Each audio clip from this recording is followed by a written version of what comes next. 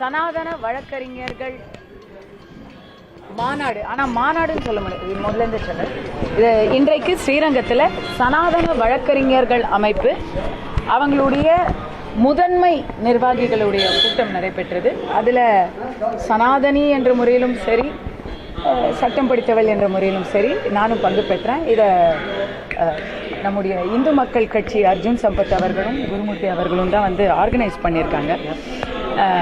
அர்ஜுன் சம்பத் அவர்களும் குருமூர்த்தி அவர்களும் இதுக்கு முன்னாடி ஒரு கூட்டத்தை ஆர்கனைஸ் பண்ணாங்க.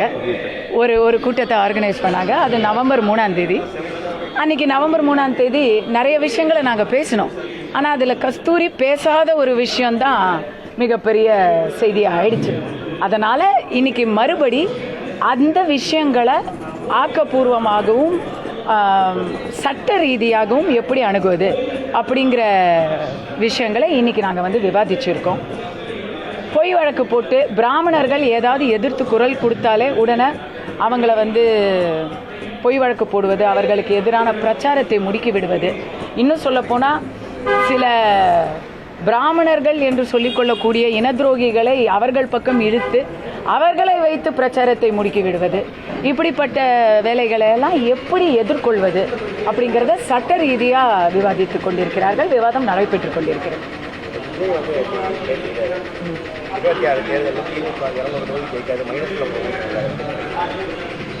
அதெல்லாம் நடந்தால் நான் விஜய் வாயில சக்கரை போடுறேங்க. இதுக்கே வந்து அவருக்கு ஆதரவு கொடுக்கலாமே.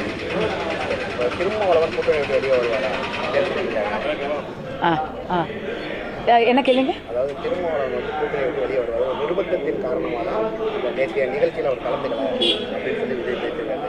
எனக்கு திருமா அவர்கள் கூட்டணியை விட்டு வெளியே வருவாரான்னு தெரியல. ஏன்னு கேட்டால் அவரே வந்து இன்னைக்கு ஒரு திமுக கூட்டணி எம்பியாக இருக்கிறாரு. அதனால் அவர்களுக்கு ரொம்ப நாள் ஹிஸ்ட்ரி, ரொம்ப நாளாக வாக்கப்பட்டு திமுக கூட்டணியிலேயே இருக்கிறாங்க விசிக்கு. அவங்க வெளியே வருவாங்களான்னு தெரியல.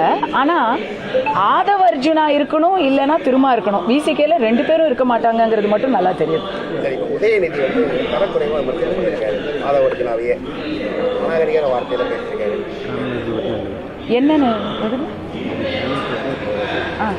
இல்லை, உதயநிதி அவர்கள் ஆதவ அர்ஜுனாவை தரக்குறைவாக விமர்சிச்சிருக்காரு. இல்லை இல்லை, அது விஜயை பற்றி சொல்லியிருக்காரு. ஆமாம், அவர் சினிமா செய்திகளை பார்க்குறது இல்லைன்னு அவர் தன்னுடைய ரெட் ஜெயண்ட்டை பற்றி சொல்கிறாரோ அப்படின்னு நான்லாம் நினச்சிட்டேன். உதயநிதி அவர்களுக்கு தரைக்குறைவாக பேசுறதுங்கிறது ஒன்றும் புதுசு இல்லையே. அவர் இன்னைக்கு விஜய் சொல்லியிருக்காரு, ஆதவ அர்ஜுனாவை சொல்லியிருக்காரு. அதுக்கு முன்னாடி சனாதனத்தை சொன்னார், அதுக்கு முன்னாடி ரஜினியை சொன்னார். அவர் அடிக்கடி சொல்கிறது தானே, ரிப்பீட் அஃபெண்டர் அவர்.